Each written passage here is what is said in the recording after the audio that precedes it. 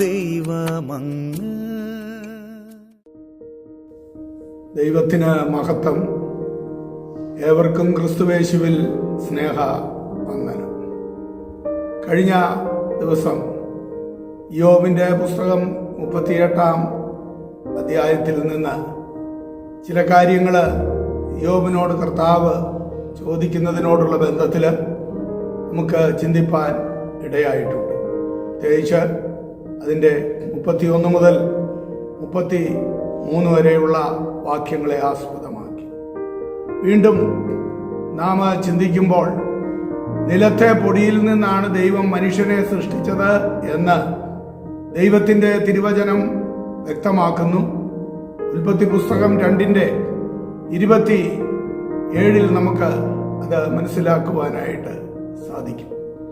ഈ പ്രസ്താവന അബദ്ധമാണെന്നാണ് നിരീശ്വരവാദികളുടെ അഭിപ്രായം. എന്നാൽ മണ്ണിലെ മൂലഘടകങ്ങൾ തന്നെയാണ് മനുഷ്യ ശരീരത്തിലുള്ളത് എന്ന് ആധുനിക ശാസ്ത്രം അത് കണ്ടെത്തിയിട്ടുമുണ്ട്. ഈ മൂലഘടകങ്ങളോ നമ്മുടെ ഭക്ഷണത്തിലെ സാധനത്തിലെ ഒരു ധാന്യമോ ഇല്ലായ്മയിൽ നിന്ന് സൃഷ്ടിച്ചെടുക്കുവാൻ ലോകത്തിലെ മുഴുവൻ ശാസ്ത്രജ്ഞന്മാരും കിണഞ്ഞു പരിശ്രമിച്ചാലും അതൊരിക്കലും സാധ്യമാകത്തും ഇല്ല.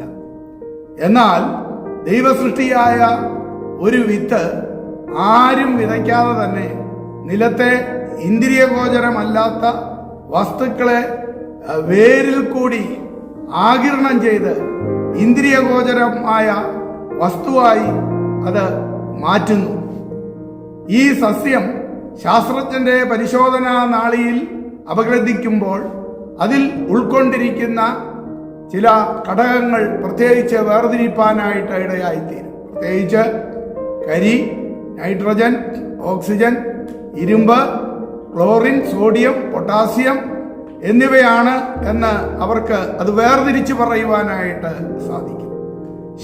ശരീരത്തെ അപഗ്രഥിക്കാൻ പഠിച്ച ശാസ്ത്രജ്ഞനും ഇതേ ഘടകങ്ങൾ തന്നെയാണ് മനുഷ്യ ശരീരത്തിലുമുള്ളത് എന്നും അവരും അപ്രകാരം സമ്മതിപ്പാനായിട്ട് ഇടയായിത്തീരും. 33-ാം സങ്കീർത്തനത്തിന്റെ 9-ാം വാക്യത്തിൽ സങ്കീർത്തനക്കാരൻ പാടുമ്പോൾ അവൻ അരുളി ചെയ്തു, അങ്ങനെ സംഭവിച്ചു, അവൻ കൽപ്പിച്ചു, അങ്ങനെ സ്ഥാപിതമായി എന്ന് വളരെ വ്യക്തമായി അവിടെയും പാടുന്നതാണ് നമുക്ക് കാണുവാനായിട്ട് കഴിയുന്നത്. എന്നാൽ പല നേരത്തെ പറഞ്ഞതുപോലെ നിരീശ്വരവാദികളും പലതും സമ്മതിക്കാതെ ഇരിക്കുമ്പോൾ അവര് ബിഗ് ബാങ് തിയറിയൊക്കെ അഥവാ എക്സ്പ്ലോഷൻ, വലിയ പൊട്ടിത്തെറിയിലൂടെയാണ് ഈ ഗ്രഹങ്ങളെല്ലാം ഉണ്ടായിട്ടുള്ളത്. കഴിഞ്ഞ ദിവസം നമ്മൾ ആ സൗരയൂഥത്തെ കുറിച്ചും മറ്റുമൊക്കെ അല്പമായി ചിന്തിപ്പാനിടയായി. ദൈവം അതിനെ ഓരോ നിലയിൽ ആ ആകർഷണ വലയത്തിൽ, ഭ്രമണപഥത്തിൽ സൃഷ്ടിച്ചിരിക്കുന്ന അനുഭവങ്ങൾ ഒരു ദിവസം പെട്ടെന്ന് പൊട്ടിത്തെറിച്ചതെല്ലാം ഉണ്ടായി എന്ന് പറഞ്ഞാൽ ആർക്ക് വിശ്വസിക്കുവാനായിട്ട് കഴിയും? എന്തുകൊണ്ട് ഇപ്പോഴും അങ്ങനെയുള്ള പൊട്ടിത്തെറി നടക്കുന്നില്ല? അപ്പോൾ പൊട്ടിത്തെറിച്ചാണ് ഇതെല്ലാം ഒരു പ്രത്യേക സന്ദർഭത്തിൽ ഉണ്ടായി, അല്ലെങ്കിൽ സൃഷ്ടിക്ക് വേണ്ടിയിട്ട് അങ്ങനെ ഒരു പൊട്ടിത്തെറി ഉണ്ടായി എന്ന് അവർ പറഞ്ഞാൽ അതിൻ്റെയും പിന്നിൽ ഏതെങ്കിലും ഒരു കരം വേണ്ടയോ? അപ്പോൾ ഇതെല്ലാം വെറുതെ ആ നിരീശ്വരവാദികൾ കണ്ണടച്ച് ഇരുട്ടാക്കുന്നു എന്ന് നമുക്ക് പറയുവാനായിട്ട് കഴിയും. ദൈവ വചന വെളിച്ചത്തിൽ സകലത്തെയും ഉരുവാക്കിയ സൃഷ്ടാവിനെ ചോദ്യം ചെയ്യാതെ അതിനെ അനുസരിപ്പാൻ മനസ്സുള്ളവന് അത് വെളിപ്പെടുക തന്നെ ചെയ്യും. ഓർക്കുക, മനുഷ്യ ശരീരത്തിലെ ആ അസ്ഥികളും അതേപോലെ ഞരമ്പുകളും ഇതെല്ലാം കോശങ്ങളും എല്ലാം സൃഷ്ടിച്ച ദൈവം അവിടെ എവിടെയെങ്കിലും ഒന്ന് തൊട്ടാൽ മതി അവൻ ആ ഒരു നിമിഷ നേരം കൊണ്ട് തകരുവാൻ, അല്ലെങ്കിൽ അവന്റെ മാനസിക നില തെറ്റുവാൻ എന്നിത്യാദി കാര്യങ്ങൾ കൂടി നാം ഓർത്തിരിക്കേണ്ടത് ആവശ്യമാണ്.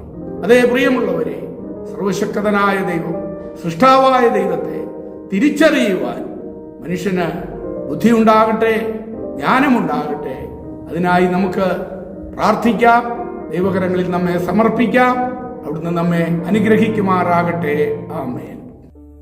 സ്രഷ്ടാവാം ദൈവമങ്ങ്, നിത്യനാം ദൈവമങ്ങ്, അങ്ങേ പോലെ ആരുമില്ലേ, അങ്ങേ പോലാരുമില്ലേ. സ്വർഗത്തിലും ഈ ഭൂമിയിലും അങ്ങേ പോലാരുമില്ലേ. സ്രഷ്ടാവാം ദൈവമങ്ങ്,